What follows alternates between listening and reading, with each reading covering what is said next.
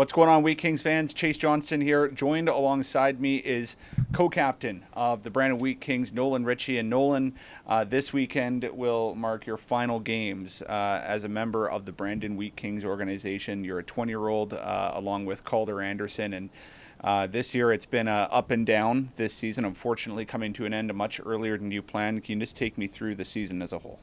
Yeah, obviously it's disappointing. It's coming to an end here a little bit earlier than we hoped. Obviously you want to make the playoffs.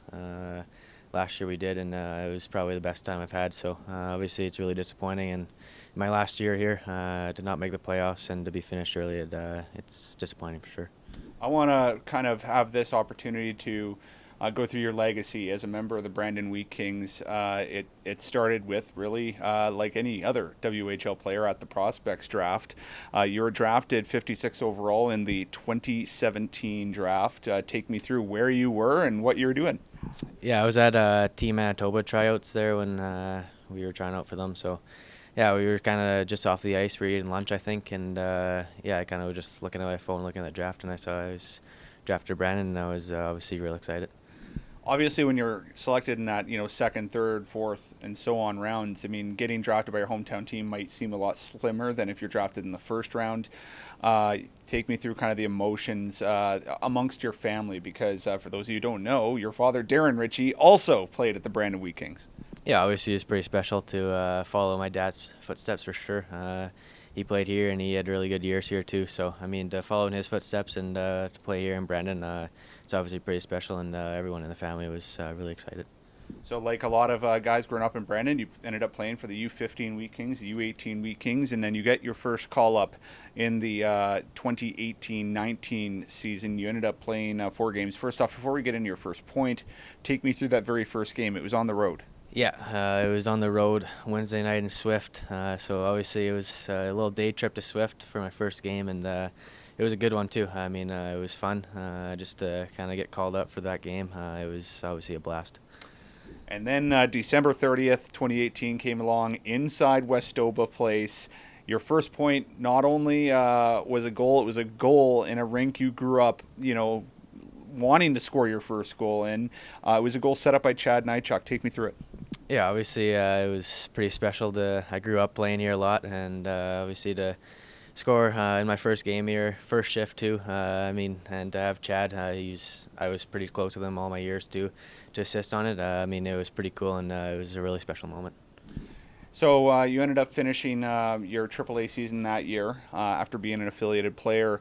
You are supposed to be playing your full season as a 17-year-old with the Brandon Wheat Kings. Solid start, 24 games played, but there was a horrific injury. Can you take me through what that injury was, what happened? Yeah, it was obviously 24 games in, like you said, and broke my femur. Obviously, it was... At the moment, I didn't really think too much about it.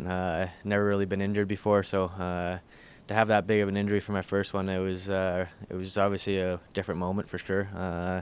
And getting the news that I broke my leg and I needed surgery and stuff like that, obviously it wasn't great. And I didn't really know what to think because I hadn't been in that situation, but had my parents there with me too, so they helped me through it a lot. And yeah, it was tough to finish my season like that. I was talking to your dad, Darren, yesterday about that injury and how horrific it was, but he also told me that the day that you were finally allowed to skate was the day that the world shut down. For myself, I know that COVID affected me and my personal relationships, but for junior hockey players, it takes a full year of development off of you. Take me through when you found out that obviously COVID is happening and how long it was going to extend. Yeah, obviously I was getting pretty excited to get back on the ice for my first time, and when I got the news I was going to be able to skate, and then COVID hit, obviously it kind of sucked. I still got out to skate a couple times there, just kind of skate around a little bit for 10 minutes, but yeah, when COVID hit it kind of sucked for sure, because I was kind of just getting back into it. And then yeah, COVID took a long time, and takes a lot of development out of it, but we got to play the 24 games there in Regina, so obviously that helped a lot. So you end up playing those 24 games in Regina, and you actually had a pretty stellar year, 10 goals, 17 assists in those 24 games played. What was the hub season like? Because realistically, that was your rookie season. Yeah, obviously it was pretty much. I only played 24 games before that, so I hadn't had many games. I didn't really play any regular games. Obviously, in the bubble, it wasn't a normal year, so it was a lot different. But we had a really good team, so I mean that helped a lot. We played all the teams 4 times, and we had a pretty good record. We obviously won it, but all the guys there too were helpful, coaches, and yeah, it was a different atmosphere for sure. You had some unbelievable players in that team. I mean, Ridley Gregg was first-round draft pick. Then you also have guys like Ben McCartney, who is now with the Arizona Coyotes organization. Was that sort of the best team that you played with? Yeah, I think so for sure. I think the year that got shut down with COVID, our team was really good too. Dave Lowry behind the bench. We started out we didn't really start out the strongest, and then the second half we turned it on really good. And then obviously the next year in the bubble, we were really good too. Like Braden Schneider too, Chad, Vinny, Ridley, Ben, Jake. We were a really deep team. Nate too. Obviously he was a 16-year-old, and we had a really good team then, and it helped a lot. All right. I mean, you mentioned Dave Lowry. Let's talk about some of the different coaches that you've played for. Dave Lowry being one of them. Then you, of course, had Don McGilvery there for a couple seasons from the Hub until this past season. And then, fast forward now to Marty Murray. It's sort of coming full circle here. What's it been like learning under 3 very different coaches? Yeah, obviously it's been tough to almost have a different coach every year, but you kind of learn something different from each of them. Dave, obviously, he's in the NHL now, and that's you get a lot from him. I didn't have a lot of time with him, but you learn a lot from him, watching from the stands too. And then Donnie, obviously, he helped me a lot. I had him for my first couple of years there, and he was really good for me. And then obviously Marty coming in here this year, and he's been great too. He used to play with my dad too, so I mean that's pretty cool to have him behind the bench, and that's really special. I'm not sure, this might be a trick question, but did you have a favorite teammate in the years that you played with the Wheat Kings? I don't know, not really. Everyone's great. I mean, I love everyone. Everyone's family to me. So obviously it's been great. Getting to play with Calder here in my last year, that's been pretty special too. All right, let's talk about that. Calder Anderson is acquired, and I think it caught a lot of people off guard. First off, they're happy to see a guy from Brandon play here, but this is also your best friend that you played U15, U18 with. For Calder, he suits up with you guys. He's obviously had another guy who's been dealt a bad hand with COVID and injuries, and now he's getting an opportunity to play some real top 6 minutes. He had a career year, and he did it all with his best friend. What was it like playing with Calder? Yeah, obviously it was pretty special. He's had a great year, obviously, this year, and to have him on my line, it's been pretty special. We've grown up playing on the same line pretty much our whole life, so to finish it off in our junior careers, it's obviously a really special moment.